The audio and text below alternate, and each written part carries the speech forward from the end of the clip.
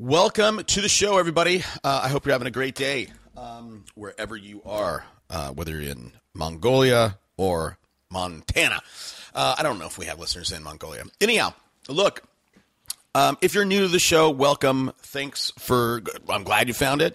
What we do on this show is we uncover what it takes to win, to put together a successful real estate business, a company.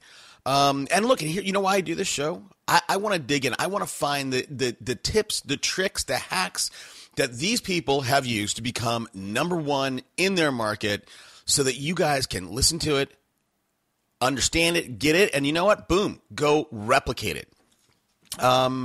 Really quickly, I hope that you're not going to want to miss future episodes like this one. So what I'd love you to do, go to our site, superagentslive.com. Sign up, download my free book. We have a free membership site. Good stuff there. Go join. Okay. Now, look, today's episode, today's guest is one of those ones. He's not, as you guys would say, a real person because he's doing 400 deals.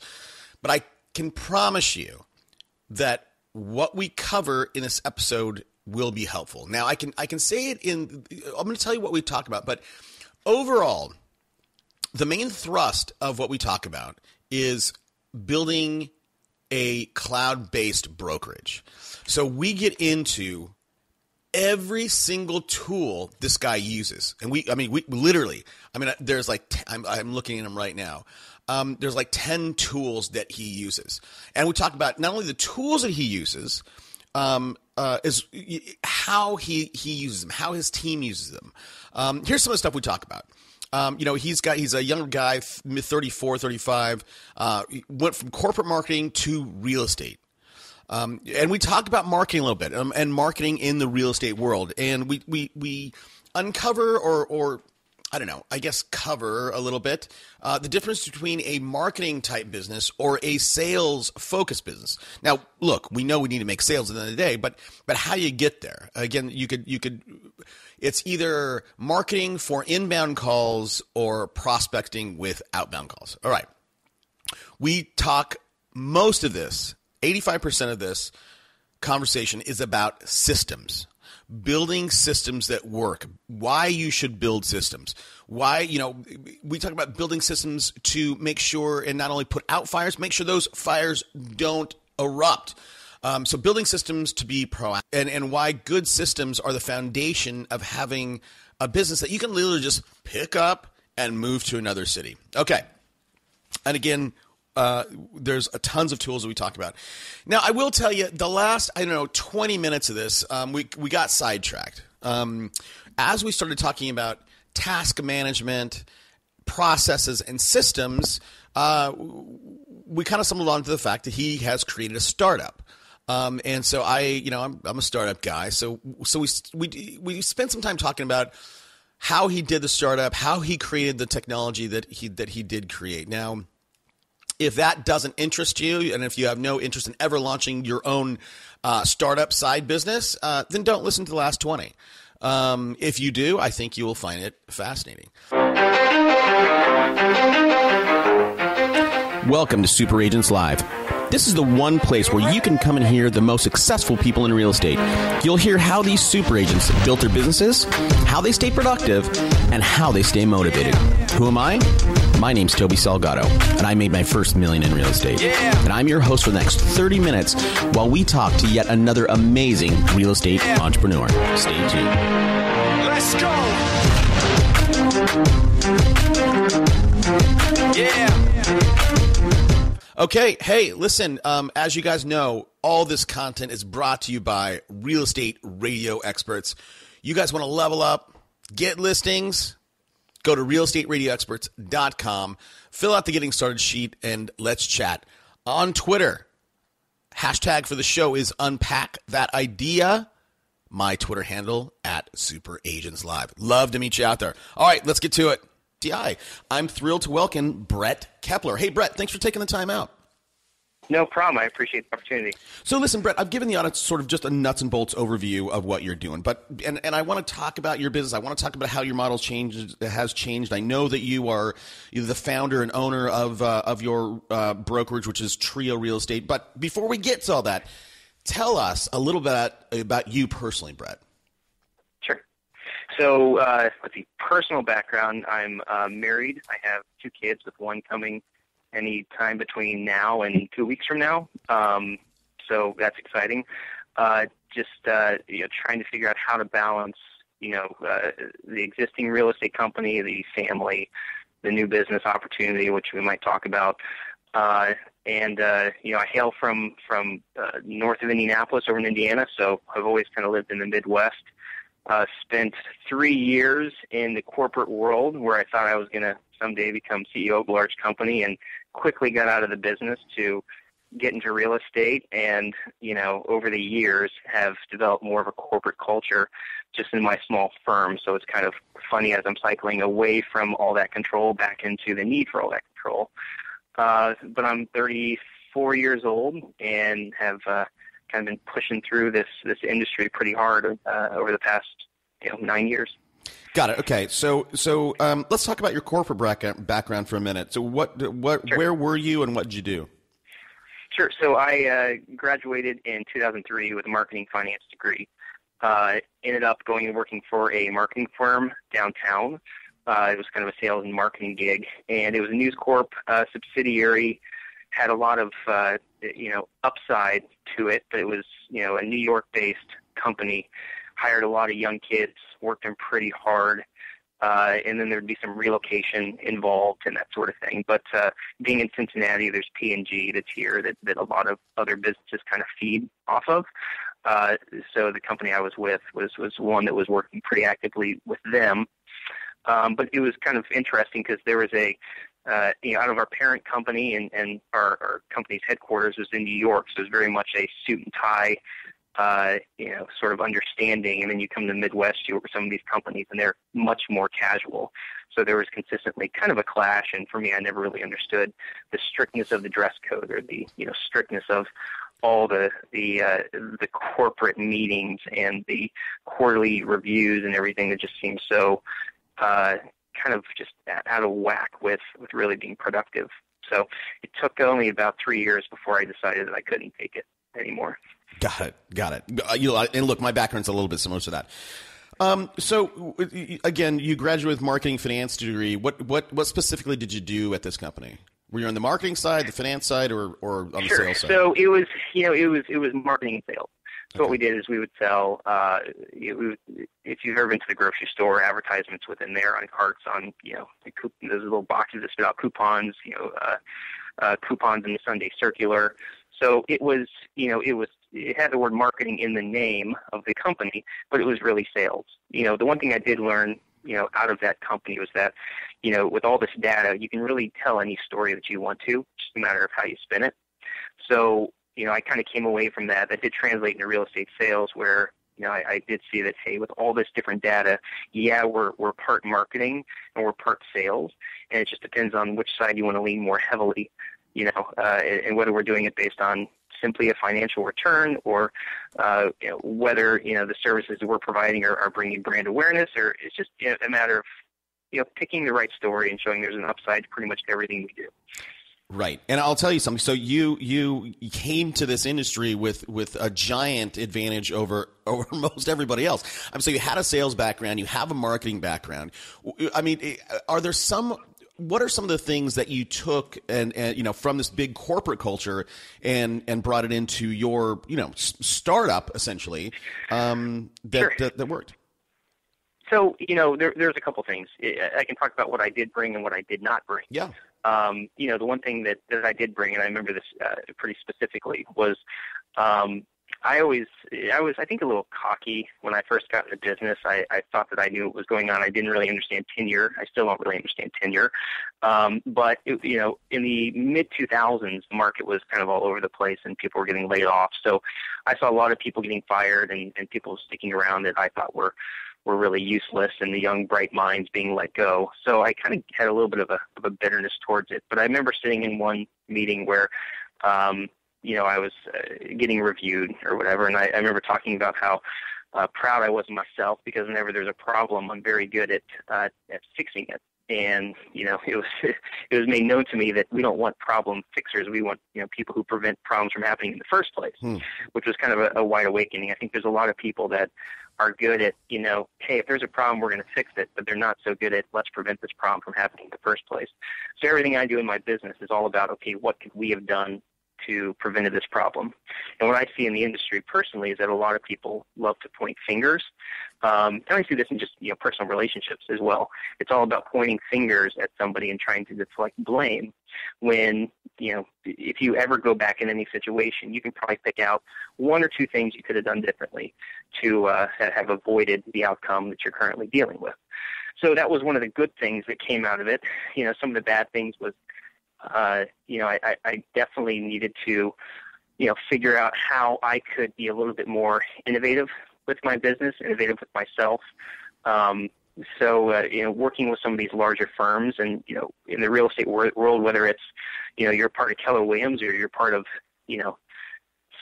whatever, Brett Kepler Realty, the nice thing about being small is being able to turn your little boat so much faster than anyone else. And there's a huge advantage to being innovative at a smaller level and trying new things and not having to ask for permission.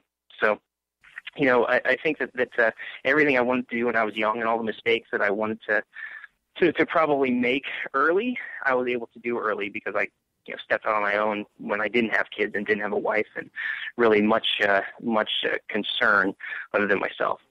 Right. So you brought up a ton of good topics in there.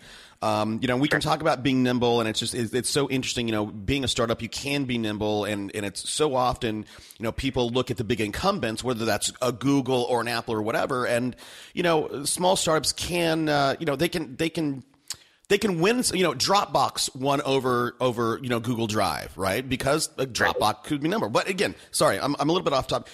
So one of your big takeaways was being preventative about problems, prior to them arising. To me, and I want to get your take on that, to me that says systems and processes, right? The checklist of do this, and you won't get derailed. Would you agree with that, one? And two, what are some of the core systems and processes that you've put in place to be problem preventative? Sure. So I am a huge believer of that because in this business, and I tell people, real estate, it's really very simple. It's a matter of just doing this list of things, at these different times throughout the entire period. And the problem is, in my opinion, with agents is that you're asking people to have quite a variable background, and that at one point you're in sales, one point you're in marketing, one point you're in customer care, one point you're doing financial understanding with your clients, and you really have to wear many hats. And the reason why I think the industry is kind of behind the times and why there's so many bad stereotypes with real estate agents is because you're expecting, in a lot of cases, one person to do all of these things well.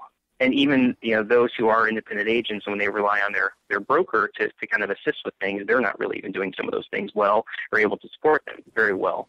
So for those people that or those agents who are successful enough to hire an assistant who can maybe make up for where they lack in their skill set, that's extremely important. So having a person that can run your systems for you, or even help you to create a system, the first thing you need to do is really just acknowledge what are you not good at doing, and then figure out a system to put in place to fix that.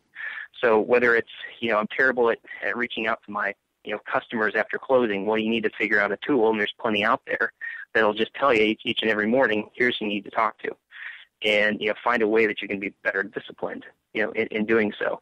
So my whole business has actually become one of creating systems. And whenever you do high volume like we did, and if we have a small number of people where, I'd love to be out on the West Coast or the East Coast with an average sale price of, 4, 5, 600,000, but we're doing it with an average sale price of, 120,000, supporting a pretty large organization.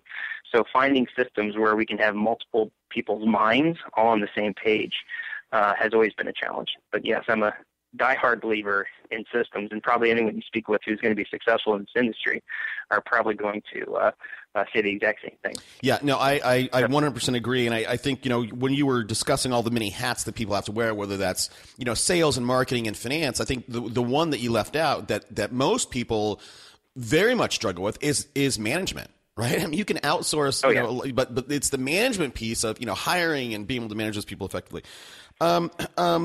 So, and by the way, I am in San Diego, right? So, and our average home price here, I think average is like $450 or $500, but in reality, the real average is like, $600 to $800. That's kind of the sweet spot.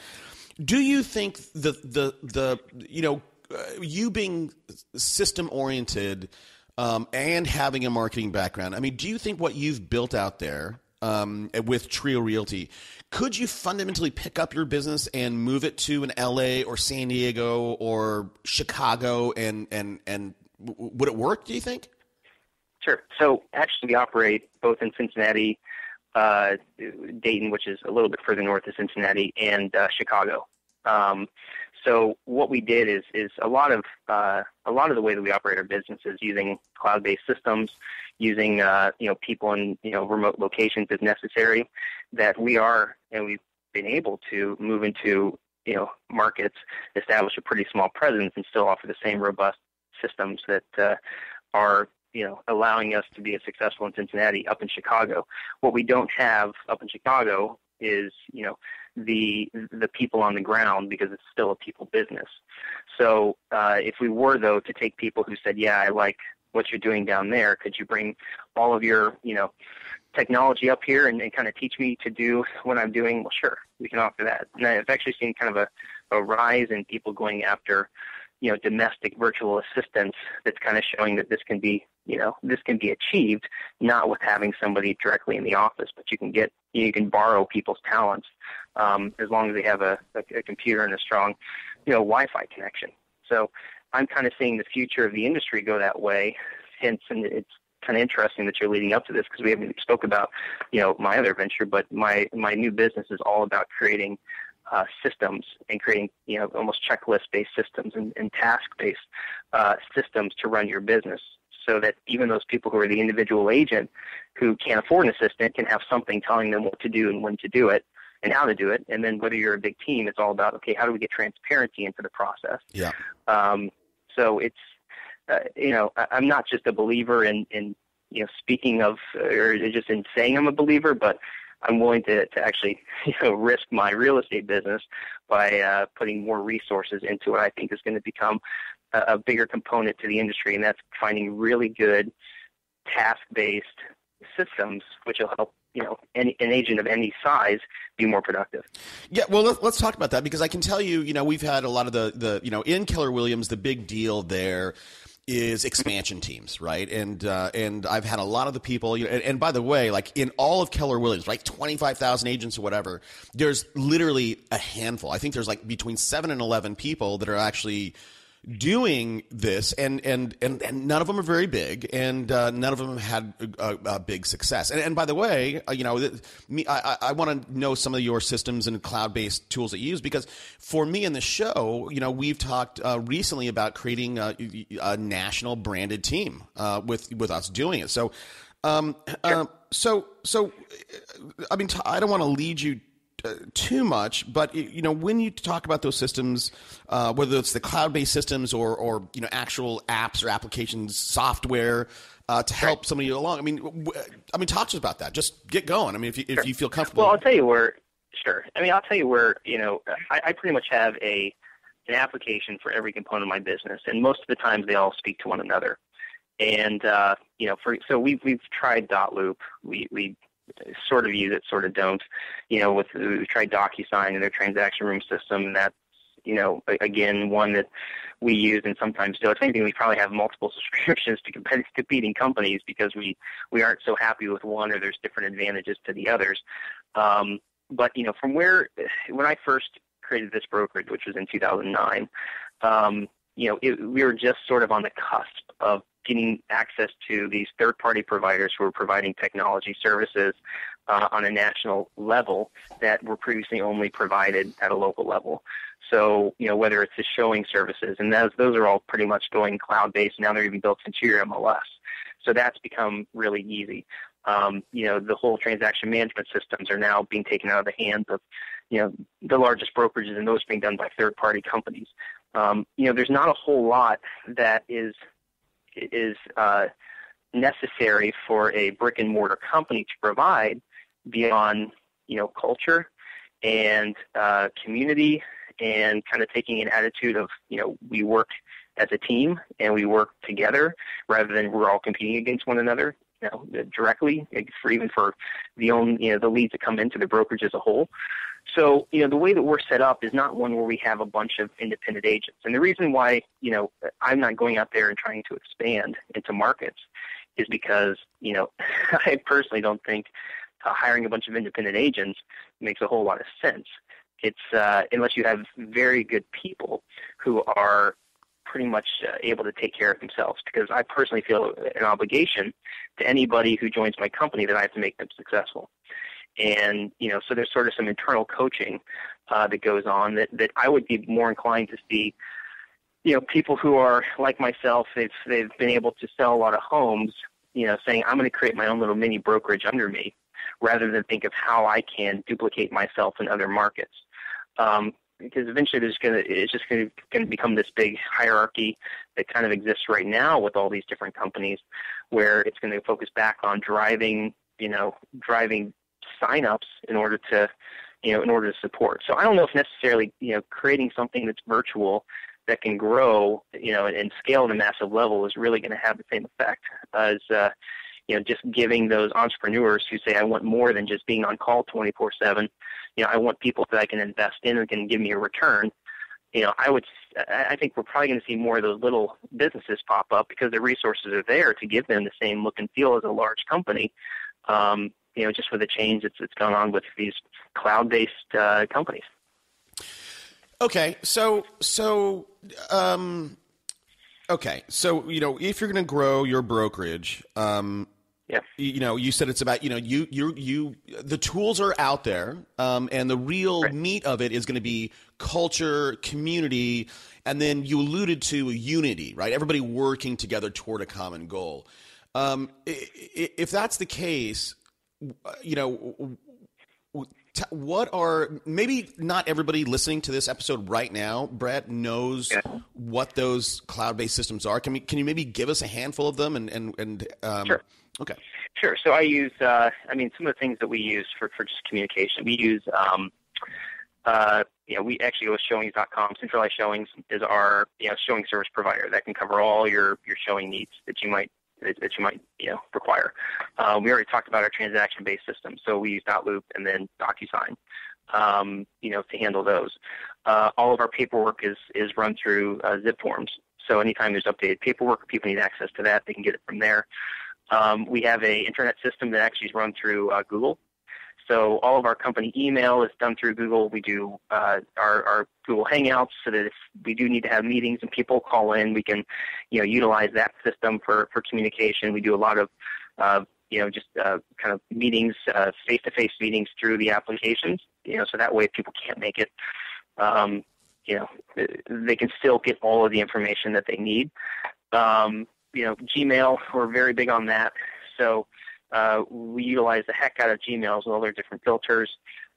We have our phone system through, phonebooth.com.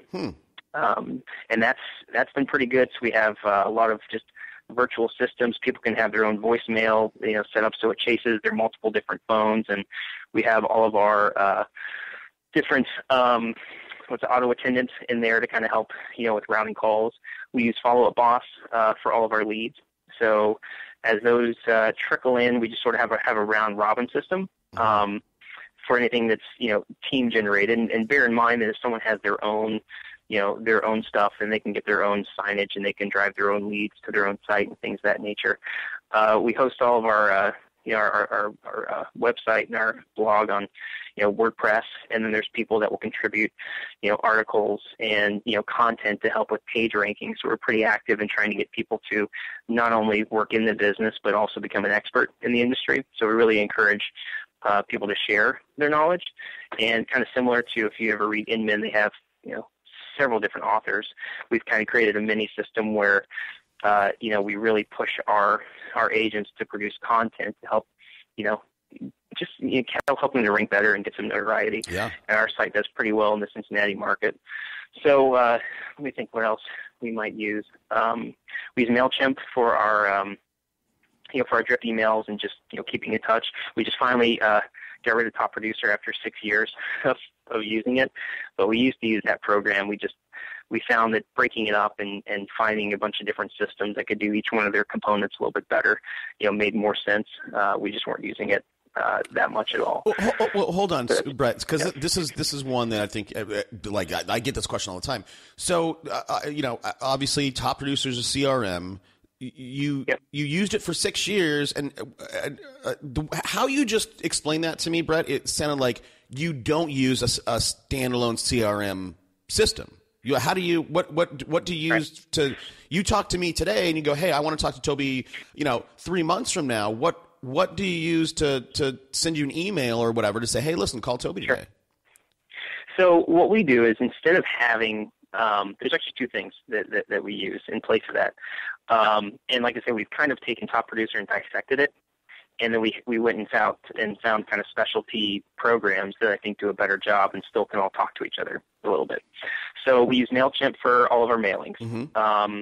And that just seemed like a better program than, all the templates and all the email that came in Top Producer was just very antiquated. It looked like it was all done in the 1980s, and it just didn't have the look and feel that we were going for. So we do our emailing through that. We store all of our contacts in Follow-Up Auth, and that's just easier so that if someone does happen to call in, we can link it with the person who, has previously worked with that client in case they're not calling their agent back, which they should. We just kind of store everything in there. That they have a mobile app, so if I need to find a client, I can do that. And then we kind of have gone old school a little bit with our marketing.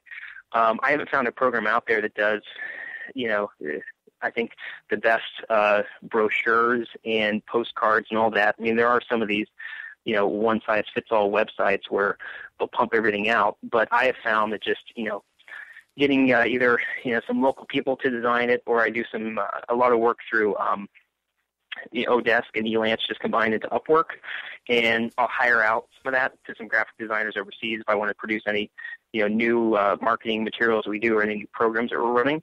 I've never been satisfied with having limitations that some of these marketing programs come up with, so we usually just do custom printouts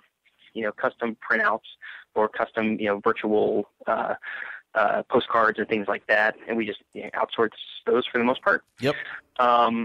Let's see, we use trying to think what else Top Producer would do that we're now when it comes to the task management piece, I cannot find a good task management system, and that's why I've spent the last year and a half creating Next, which is NEKST. That's my new startup. Hold on a second. NEKST.com? Yeah, ST, correct. Nextapp.com is actually what it is. NEKSTAPP.com. Okay.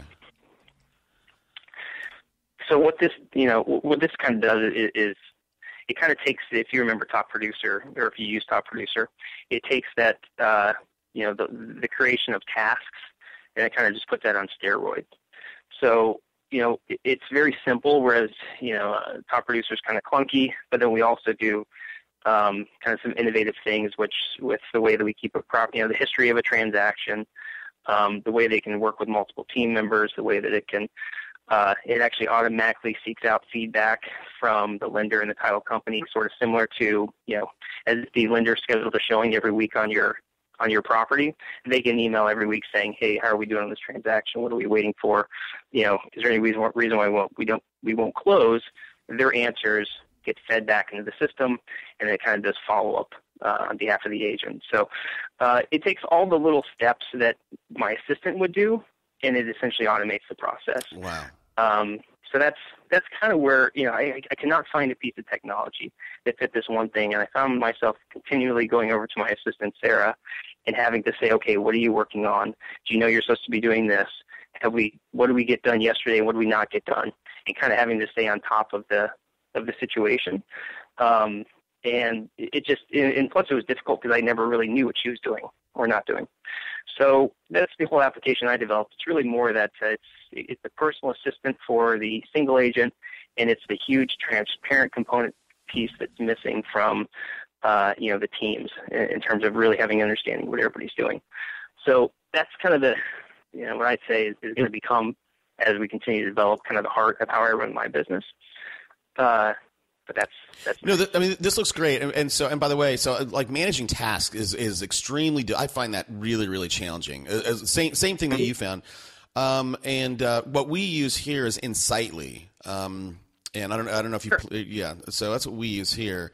I'm gonna play with this. I'm gonna play with this because you have, and for everybody, if you're driving or walking your dog right now, all the stuff will be on the show notes for Brett.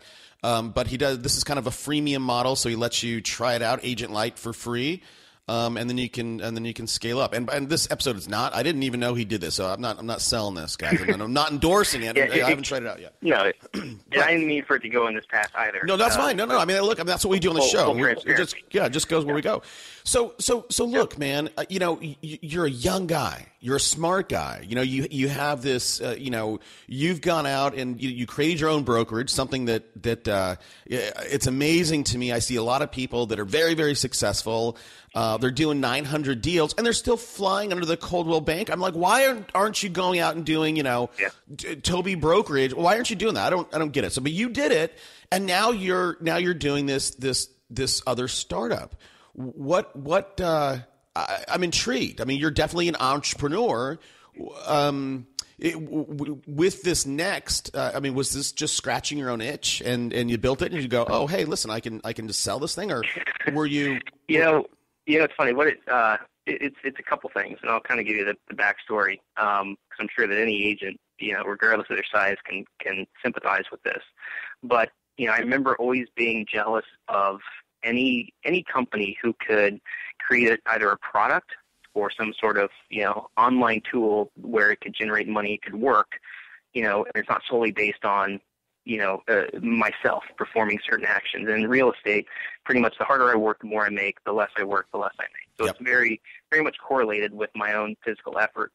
So, there's always that thought that, hey, I got to come up with some sort of, good idea or some invention or something of that nature. But that's not really what led me to develop Next. I think, I was getting to the point where, I was working a lot and starting to have kids, and I kind of realized that, hey, this is not a good work-life balance that I currently have, at the moment.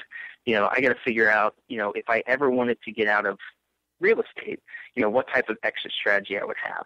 And I looked at my company, and I had a team of people, but ultimately it's like, if I was the only lawyer at a law firm, and I left, what are the odds of it continuing on without me? So there really wasn't a whole lot of money when I was, the guy at the top, and I think probably the person kind of holding everything else together. And also a lot of the systems were all built with my knowledge and just my understanding, and I had a different vision than probably most other people. So not to give myself, a bunch of credit, but I was pretty sure that if I were to ever leave or try to sell it, it would be hard for it to maintain itself without me. Yep. So it turned into, okay, well, what do I have to do to actually, if I ever did want to leave? Well, if I had a big brokerage with 50 to 100 agents producing X, that would be great because I could sell that and that would continue to run without me. And then I thought, okay, well, how do I attract 50 to 100, top producing agents?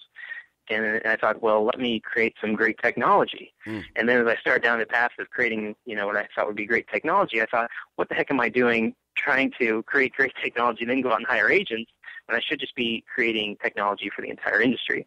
Because as I kind of went down that road, I realized, hey, there's a lot of people that are probably going to benefit from this.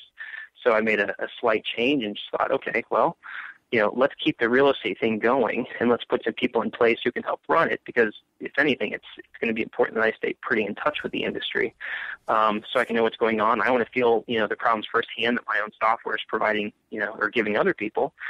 And as, probably over the next 10 years, I'm still going to play an active role in real estate, so I can really know my product, really know my customer, and see how things are changing. I can make sure that I build for that. So Insightly, kind of, big, roundabout story, coming back to your initial question, I think Insightly does a lot of things great. I think that there's some things it doesn't do so well for real estate. it's not specific to real estate. So there's some ways where you can customize it to work in real estate, but it's also a lot more work than it should be. And I think they're kind of, all the features that they're creating helps to make you organized, but it doesn't really do the job for you. Mm-hmm. And that's where, the way that we're developing next, it's all about, agents aren't going to buy it if it just makes them organized, because if they really cared about getting organized, it would have got organized probably years ago. But if we could show them that we're going to actually communicate to their clients for them, and we're going to follow up with, the other parties of the transaction for them, and, we're going to give them all these great features to where they can do even less than they normally do and still close a transaction and still look very good, then that's going to be kind of our key to getting adoption. And also figure out, how we can, show brokerages and the people making decisions, for their agents, how there's some benefit there by systematizing, their agents into getting them working better. Because we're one of the weirdest industries in that, you go to any other place and they have systems for everything. The salespeople have their systems they follow. HR has their systems. Financial people have their systems. Real estate, nothing. Yeah. No, I agree. It's crazy. It's crazy. It's craziness, man. I mean, the real estate sales account for 20% of our GDP in this country. Yeah. But it's still stuck like in the 80s in a lot of ways. So I'm curious. I want to talk about how you are going to roll this out because, again, it's a self-interested question. But when you say your app communicates with your clients, communicates with your mortgage broker, how does it do that fundamentally? Sure. So some of the features we have in right now, and some are going to be coming out in July when we release our next version. So, pardon if I talk about some things right now that don't exist. Yeah, it's okay. You can go to the site. You can see kind of what's coming up. Yep. But right now, when it talks about, communicating with your clients, so the same way that within real estate, we kind of do the same set of tasks. It's usually just they're squeezed in between two dates, the day you go under contract and the day you close. That same process is very repeatable. In the same way, anything that we ask our buyers to do or sellers to do is pretty much the same thing as well. It's just, let's step outside of our bodies as, agents, and let's pretend like we're a buyer. And now, what is the process that they go through? And it's the same thing pretty much every time. They just need to be told what to do and how to do it and when to do it. So the same way when you launch your plan for your own tasks to follow, you can simultaneously launch a plan for your client to follow. And then it sends them an email, invites them in, just like, Dotloop or, any of those different programs where there's some sort of interaction within a software with multiple parties.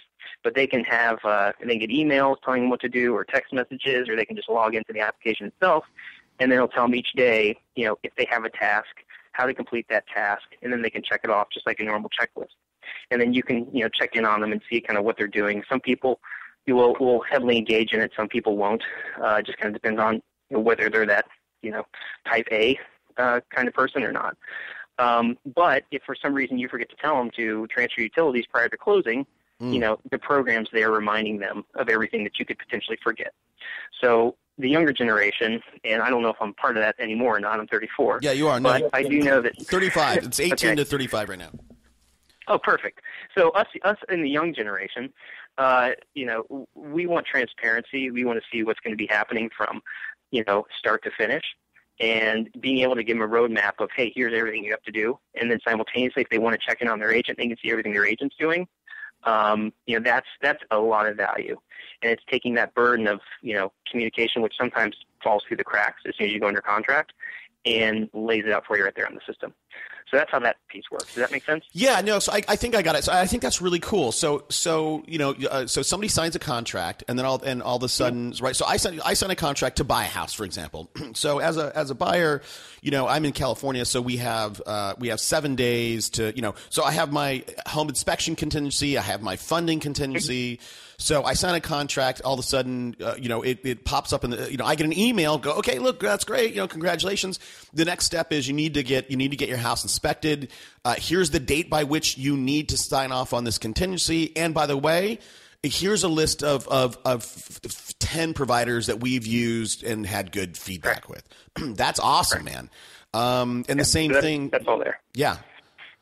So that's really, I love that. I think you had another question about, how do we do follow-up?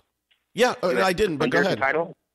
Oh, I'm sorry. No, answer that though. Yeah. So, another cool piece is that we're all familiar with the process of providing feedback after a showing. And I kind of alluded to this a moment ago, but just to kind of reiterate, they're the same way where if I said, okay, we're closing, our closing's in 45 days.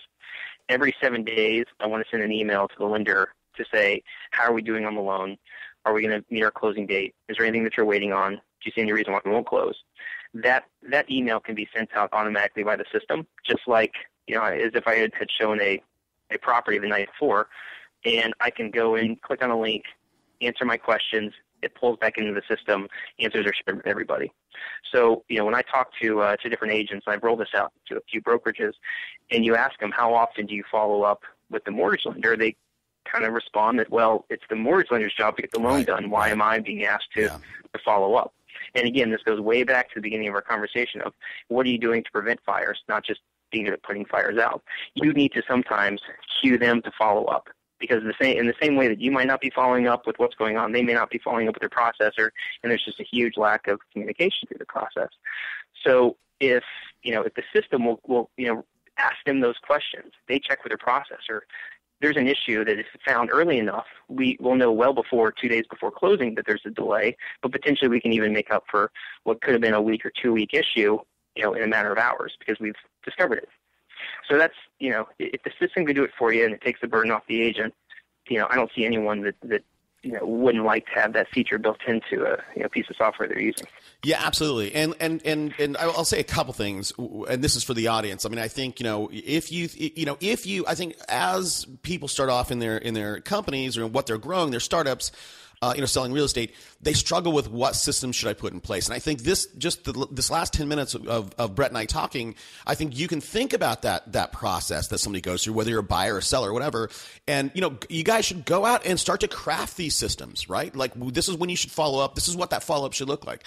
If you don't want, if you're too cheap to go out and buy Brett's product. And I won't get into pricing. It's cheap. It's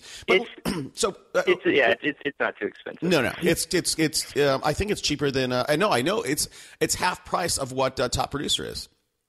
Right. And I think it's right in line with what Insightly is. Anyhow, so this is again a side topic, and we have to start wrapping up here. We got carried away, but do you see you building this out to other industries or niches, right? So your next one might be for mortgage brokers, right? I mean, you literally do. I mean, you could, like, for our radio agency, I would love to have this for what we do specifically. I mean, you could literally do it for like a food truck, right? Like, okay, hey guys, log the odometer, and it's time to, this is the typical maintenance, right? Like where nobody has to think about anything. It's just plugged in. It's automatic. Yeah, and that's, where I want to make sure first is that the industry that I do know, which is real estate, that I can make it work. But ultimately, I tell people, this is the reason why I think no one's really been able to crack the task management piece is because so many people out there who are developers think that there's one way to sell real estate in this country, and unfortunately, there's a million ways. And whenever you try to put in what is that system going to look like, you realize it's not going to work the same in any of these cities or any of these companies. And the beauty of the software isn't in the task lists that are built in there. They're just there to kind of give you an idea, but they're really meant for you to create your own systems. And it really is there to work with how you work as opposed to the system telling you how it thinks you should work. So, only kind of coming from the industry do you have that insight to develop in that way. So at the same time, you can take the same sort of tools and the same feature set, and we've had people use it for more than just listings and closings. They've used it for onboarding new hires. They've used it for marketing plans. They've used it for, there's just a whole slew of things that it's like, oh my gosh, all of a sudden when your mind starts thinking, can I build a system out of this? It can work for so many different components of your business. And, I like to say that anything that is a consumer-facing business, this is going to be able to work for. It's just a matter of changing a few words. Instead of calling it properties, it's called people, or it's called loans, or it's called weddings, or it's called anything. Right. You can create it. So it's there is a plan for that, but again, crawl before you walk. Sure. Who knows? We'll see. Yeah. So did you outsource? I mean, were you in there writing Ajax and writing code, or did you? No. I wish I was that talented. I know, me too. I wish I was that talented. So this was something that you did on Elance or Odesk. Actually, what I do is I hired someone local. You did, because I know what I was doing, and I'd rather pay a lot of money for something that kind of works rather than a little bit of money for a complete piece of crap. Right. Which is what I knew would probably happen since I had no clue what I was doing. So fortunately, I teamed up with a great, local company, and said, give me the right foundation, help steer me in the right direction. We worked on it for about a year. And then just recently I decided that, okay, in typical startup mode, now I got to start going lean with it. Because I just recently, I think I released it maybe 6 months ago, went through an accelerator program with it. With who? And we're just now starting to get it. So it was with Uptech, which is one, based out of the Cincinnati region. Okay, got it. So not one of the, top 10, unfortunately. Right, but, right. it was still a great experience. And, just being able to kind of, take myself out of the real estate mindset and put myself into, technology startup mindset was a healthy move. For me, but I just recently switched to, some developers that are overseas that I was connected with from a friend, and that's been great because, I can actually, I think, build faster and do more for each one of my releases, and they're building on an existing framework, which makes me feel good that, okay, I have the right pieces in place. Right. So eventually, am I going to bring, hire people on, to work for me and do this? Sure. Right now, I'm more in the, losing a lot of the money stage to try to get the product up to where we get product market fit. But I think I'm pretty close. Yeah. So, okay. I'm sure you've read Eric Ries's Lean Startup. Mm-hmm. You went through an accelerated. I mean, it wasn't Y Combinator. I get that. Did you raise any money for this yet? You know what? I've had some options for it, but I've been wrestling with that pretty significantly. It's funny that you bring this up. And this is probably going to shoot down any chance I have with any upcoming investors. But, I've become very attracted to the idea of bootstrapping the entire project. And I feel like I put so much time and money into it, and I'm so close that, maybe I'll go and raise money when I just need an accelerant at that point. But in terms of raising money at a pretty bad valuation to still perfect the product, I don't think I need to do that right now. So I'm getting back into selling some property to, in order to, kind of keep this vision of Next moving forward. But, the plan, and maybe, it's a little bit of inspiration from Basecamp and those guys over there, which is funny because it's also a task management program. I've been really connecting more with the idea of, developing something where it's about putting the customer first and, rather than putting the investor first. And I've just heard so many horror stories about people that try to grow too quick and they do things more that just don't make good business sense because, the investor wants you to be dependent upon them and they want you to grow rather than build good software. So yeah, I think software in the industry too. I mean, dude, I've raised venture capital, man. Back in '98, I raised $7 million, and I was in Silicon Valley. And I think this is a whole different. My audience is going, Toby, I don't want to hear about VC, but I'll. So really quick. So, do you have a profile on Angel.co? I do. Okay. I think I threw up a bunch of profiles when I was supposed to.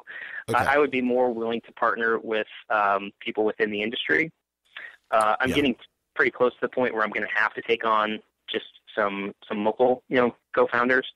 Because right now I'm still kind of running with just a couple, people who are hired help, but no one who's as committed as I am. So there's going to be a lot of changes coming up, and it's going to be exciting. And I'm pretty close to the point where I'm going to start, delving out pieces of the company. But obviously, anybody that is listening that thinks that they can bring more than just money, and I'd be more than happy to speak with. Sure. Well, I'll tell you, our rollout thing here is, we partnered with I have a very close partnership with Bob Corcoran and Corcoran Coaching, and I think if you guys, I coached with them for like 5 years, so I know Bob pretty well. Helped his son buy a house here, and dude, why don't you go do a deal with Tom Ferry or Mike? I don't think would do the deal, or like a Bob and just go, look, I want you every coaching client, you sign up, I'm going to give them a free unlimited version of this thing, and and maybe give Bob some equity. Bob doesn't do that kind of stuff, though. Well, he has. I don't know enough about Bob's business to speak to him, but I know that he has. I know the products that they generally push out, and I'm sure there's some sort of back end there. But you know what? This is the other thing. I'll tell you my other weakness and what I struggle with. And fortunately, I have to keep living the mantra that if when you push out, if you're not embarrassed by it, then you waited too long. Yep. Which is kind of how it works with software. And for me, I am very much I don't want to go big with it because I know that there's still things that I need to fix. There's still improvements that need to be made. I've got right now, 500 or 600 people using it, and I'm pretty happy with that beta size because I can still roll things out. I can still manage requests. Again, I'm not looking to make a ton of money right now because what I can't speed up is my developers. And there's, I'm probably about 40-50% of the way done with what I think are going to be the end features. So it's kind of timing. When's the right time to really spend the money on the marketing and really roll it out? With when do I know the product is ready? Yeah. So I've gotten it out there. I've gotten it in front of people. I think the timing is going to be probably at the end of the summer that I'm really going to say, okay, you know what? All the chips are in. Okay, real estate people, real estate company trio. Run the heck out of it. I'll still be here. And then my other side of the business will be, hopefully becoming a much bigger household name or, brokerage name as I roll out next. Yeah, man, that's exciting. I think it'd be interesting to figure out a way for you to partner with with somebody who is just adjacent to you, like a bomb or something, right? Sure. Integrate video and this kind of whatever. So listen, we don't have time to ask you all the questions. I normally ask 3 standard questions. We don't have time to do that. I'm going to ask you the last 2. And the Sure. first one is a book recommendation, and I'm obviously interested in what a guy like you reads, and hopefully you read, man. So here's the setup: I'm an aspiring agent. I have $25. What book should I go buy today? What book should you go buy today? What I would honestly, and this might sound really cliche, but to learn the business first in the way it should be done. I would probably read $1 Million Dollar, $1 Million Real Estate, whatever the colorway book is. It's, the fact that you get thrown into this business brand new with absolutely no foundation on what to do, it is the best foundation book that I think I've ever read. Do I think you should follow it to a T? Absolutely not. No. Does it help pave some sort of a correct path until you can figure out what you like and what you don't like? Absolutely. I agree. So, yeah. And look, for everybody, right. For everybody out there, that book comes up a lot here. And if you still haven't got it, go get it, man. Look, get a free copy on us. Use our Audible trial. Just go to audibletrial.com/superagentslive and get a free copy. My last question to you, Brett, is, you have a lot of things going on, man. You're managing a team. You're growing a business. You're growing this new tech startup. Do you have a personal habit that you think has contributed to your success? I don't know if it's a habit or a fear. I think I have a huge fear that I'm going to get left behind as the industry changes. And I think I had the question recently, what kind of keeps you up at night? And I think it's not being diversified enough that I'm going to continue to catch bigger and bigger waves. So as I see myself, I'm very much driven by the need to succeed, partially because I'm a real estate agent, which doesn't have exactly the best reputation in the world.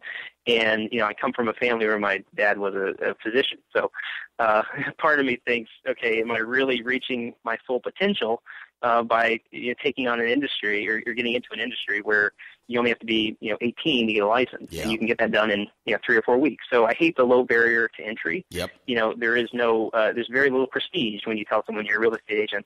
So part of it is making up for that connotation that comes with what I do. But then the other piece is as well, feeling like I need to continually grow and grow and grow.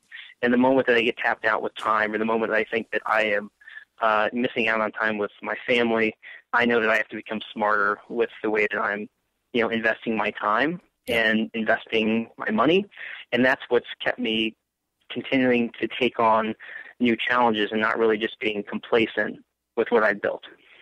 That's awesome, man. And look, I wish you definite success with Next. I hope that, I think everybody kind of wants a SaaS product in a lot of ways. I'm in the middle of building out some SaaS type stuff myself. I'd love to go to bed at night and wake up and realize, hey, man, another 40, 50, 60, 80, 100, whatever, people just signed up for my service, and they're just going to write me a check, whether it's $15 or $150 a month.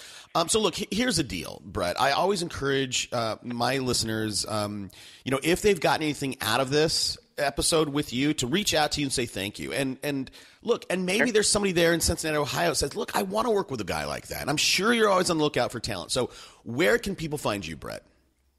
Sure. So, the best place to reach me, if it's real estate related, you can reach me at the email address Brett, BRETT, at Trio Realtors, and that's spelled TREO Realtors with an S.com.